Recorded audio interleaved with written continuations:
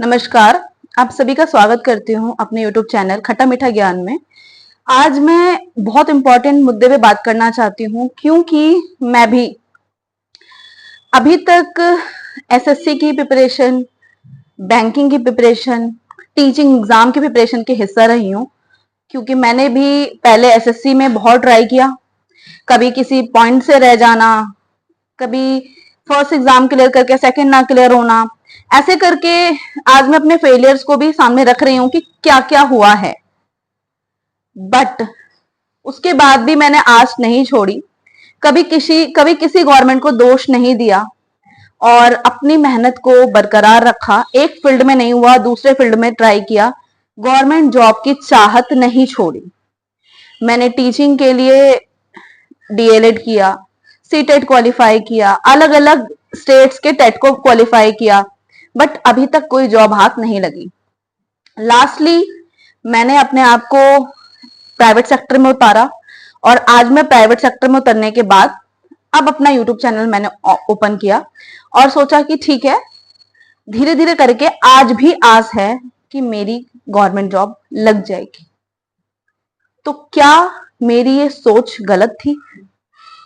आज गवर्नमेंट ने, एसएससी ने इस बात को साबित किया है कि जो टीचर्स आज हमारे लिए प्रोटेस्ट करने उतरे हैं, जो टीचर्स जिनको हम अपना भगवान मानते हैं, उन टीचर के साथ किया हुआ दुर्व्यवहार, स्टूडेंट की मांग को अनदेखा करना, पीएम मोदी जी का अभी तक कोई ट्वीट ना आना, इस बात का पुख्ता सबूत है कि हमारी उम्मीद बिल्कुल बेकार है।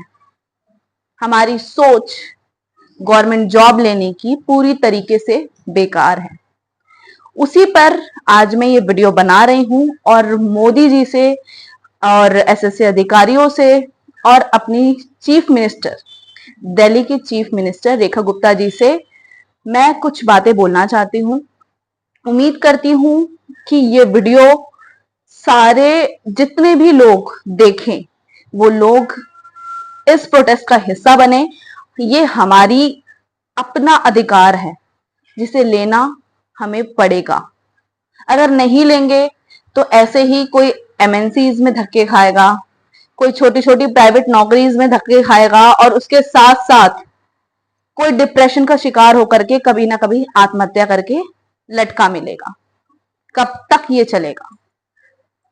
अब और नहीं सह सकते। जब हमारे टीचर्स, उनसे हमारा दुख नहीं देखा गया, आज वो उतरे हैं।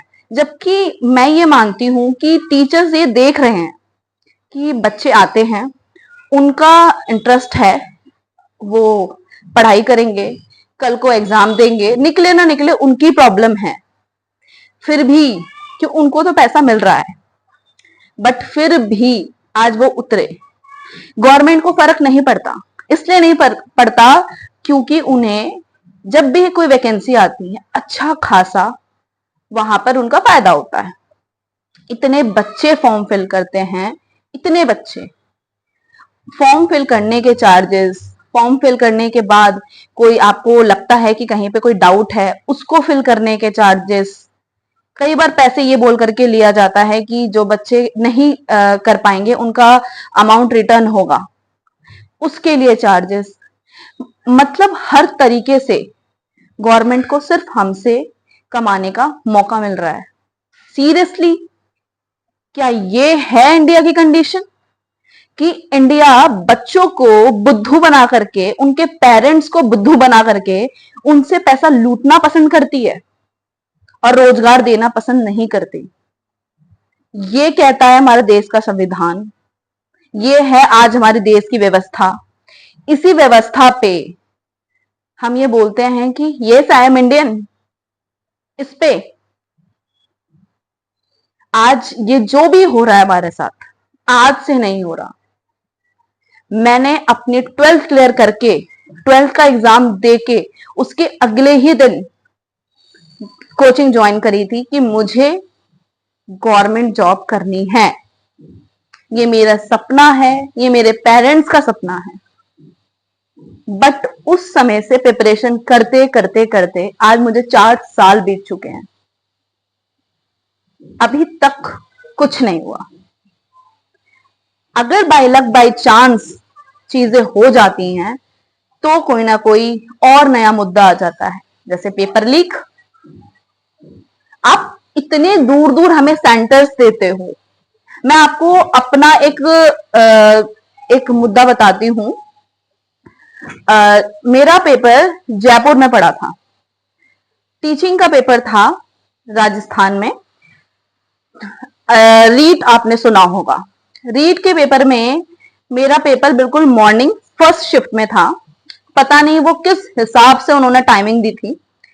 मैं वहां पे मॉर्निंग के 5 बजे पहुंचती हूँ, 8 बजे सेंटर बंद होना है। रास्ते में उतरने के बाद बस से उतरते ही और शेयरिंग ऑटो में बैठते ही मेरा एक्सीडेंट होता है।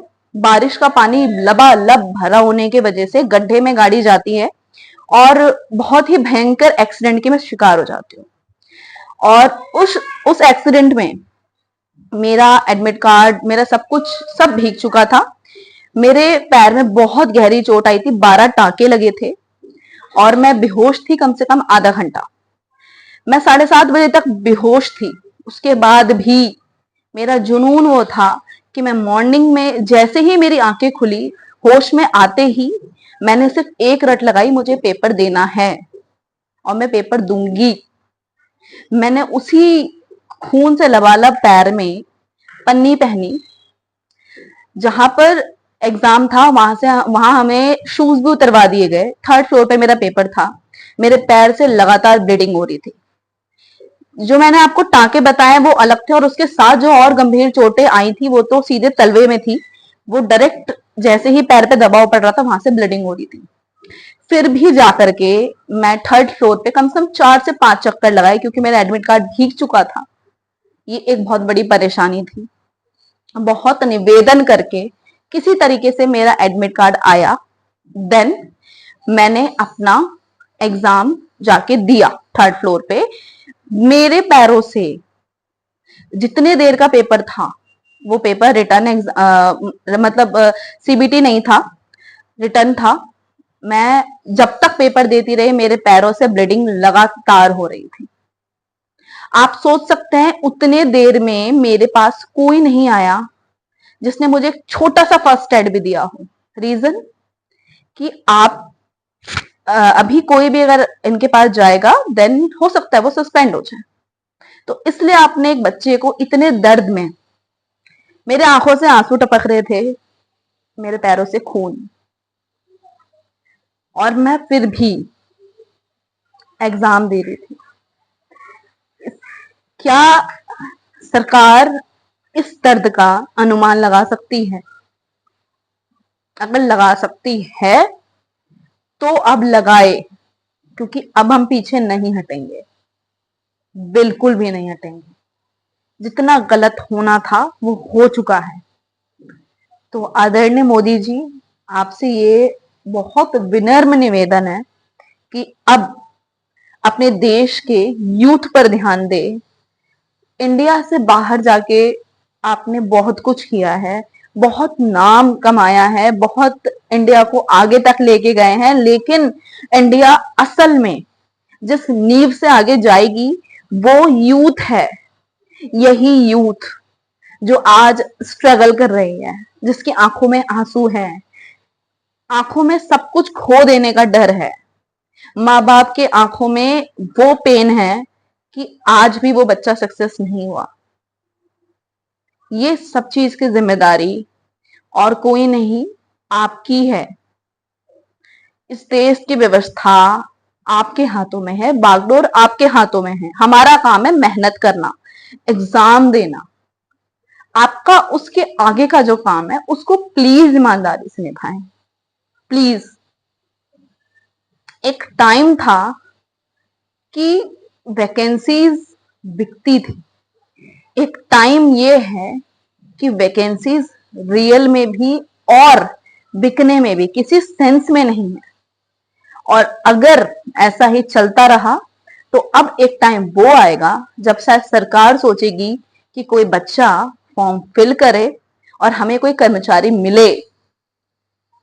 हाँ जी, सब के सब एक टाइम पे प्राइवेट सेक्टर पे मूव कर जाएंगे और सब के सब मोस्टली एमएनसीज में ही जाएंगे, बिकॉज एज अ फ्रेशर भी वो लोग हमें वर्थ देते हैं कि हाँ, अगर आप जॉब कर रहे हो तो आपको उसका रिगार्ड मिल रहा है। जहां हम आप अगर हम किसी प्राइवेट सेक्टर में इंडियन कंपनी में काम कर रहे हैं, 6 डे वर्किंग है, हो सकता है कि आपको जो 7वां दिन है उसमें भी बुला लिया जाए, जबरदस्ती ओवर टाइम कराया जाता है। और मैं किसी भी एक जोन को नहीं बोलूंगी कि मैं इस सेक्टर की बात कर रही हूँ, प्राइवेट सेक्टर में इस सेक्टर की बात कर रही हूँ, मैं हर उस सेक्टर की बात कर रही हूँ जो आप समझ लो। और यही अगर हम देखें एमएनसीज में, उनके अंदर ये लालच नहीं है। वो देते हैं लोगों को टाइम, वो देते हैं सैटरडे संडे 2 दिन की छुट्टी, over time is your wish. वो देते हैं आपको एक्स्ट्रा हर वो फैसिलिटी जो आपको चाहिए। क्या इंडिया में ये सब हो रहा है? क्या हमारा प्राइवेट सेक्टर इतना ज्यादा ग्रो कर चुका है?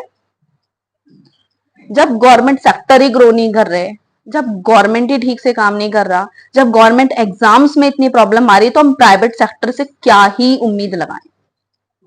उम्मीद करती हूं कि ये वीडियो हर एक, जितने भी हमारे प्राइम मिनिस्टर हैं, हमारे जो भी चीफ मिनिस्टर हैं, एसएससी अधिकारी हैं, या जितने भी लोग हैं जो बड़े बड़े पोस्ट पर हैं, जो हमारी हेल्प कर सकते हैं, उन तक पहुंचेगा और उनको ये मेरा दर्द जरूर समझ में आएगा, क्योंकि ये दर्द मेरा नहीं है। ना तो मैं एक लड़की के बेस पर आज ही सारी चीजें बोल रही हूँ। आप मानेंगे नहीं, मैंने हाथ में ये जो फोन ले रखा है, इसमें बहुत सारी चीजें थी जिसे बहुत सीक्वेंसली मैंने नोट डाउन करके रखा था कि मैं इसके थ्रू देख के बात करूंगी। बट मुझे ऐसा कैमरे पे आने के बाद फील हुआ कि शायद इसकी मुझे जरूरत नहीं है। मेरे पास इतना है कि मैं शायद 10 दिन में वीडियो बनाऊ ना अपने हर एक टॉपिक पे, तो वो कम पड़ जाएगा। इतना है मेरे पास बोलने के लिए। तो बस मैं इतना चाहती हूँ कि आप सिर्फ इस वीडियो को देखें ना, इसको जितना हो सकता है उतना शेयर करें। आज अगर हम एक्टिव नहीं होंगे तो आज ये इतने बड़े बड़े टीचर्स, इन टीचर्स ने हमारे उस दर्द को समझा है, क्योंकि हम इनके सामने जाके बैठ के पढ़ते हैं तो हर तरीके की कंडीशंस इनके सामने होती है। कौन भूखे पेट है, कौन दिन रात पढ़ रहा है। आज भी वो बच्चे मौजूद है जो एक टाइम का खाना खा के भी पढ़ रहे हैं, जो जगह जगह ट्यूशंस करके अपना खर्चा निकाल के पढ़ाई करते हैं, बड़े बड़े सपने देखते हैं और एक दिन डिप्रेशन का शिकार होकर के इन्हीं पंखों में लटके मिलते हैं। हर वो लड़की जिसके बड़े बड़े सपने होते हैं और वो प्रिपरेशन करते करते करते एक दिन घर से विदा हो जाती है, और उसके पेरेंट्स और उसका समाज ये पूछता है कि बेटी प्रिपरेशन कर रही थी, बेटा प्रिपरेशन कर रहा था, रिजल्ट दुनिया वो देखती है जो 100 में से 2 हैं, जो उसके अलावा 98 है ना, वो कोई नहीं देखना चाहता। तो प्लीज आपसे बहुत हाथ जोड़ के मेरी ये विनती है कि हमारी इस लड़ाई में सबके सब साथ दे। बच्चे, पेरेंट्स और जितने भी बड़े नेता, मैं तो कहती हूँ कि ऑल ओवर इंडिया से जितने लोग भी ना यूथ को सपोर्ट करते हैं, जो ये समझते हैं कि यूथ ही असली सक्सेस की चाबी है इंडिया की, वो प्लीज इस प्रोटेस्ट में साथ दे और इसे नतीजे तक पहुंचाएं। हमें ज्यादा कुछ नहीं चाहिए, हमें ये चाहिए कि कोई भी टेक्निकल इशू, पेपर बहुत दूर कंडक्ट कराना, या किसी भी तरीके की आधिकारिक गलती, पेपरों के साथ छेड़छाड़ या कुछ भी ऐसा देखने को ना मिले। तरीके से हमारा एग्जाम हो, हमारे मेहनत को उस फल तक पहुंचने का मौका दिया जाए जिसके लिए हमारे आंखें सपना देख रही हैं। सिर्फ इतना ही निवेदन है। बहुत बहुत शुक्रिया। जय हिंद, जय भारत।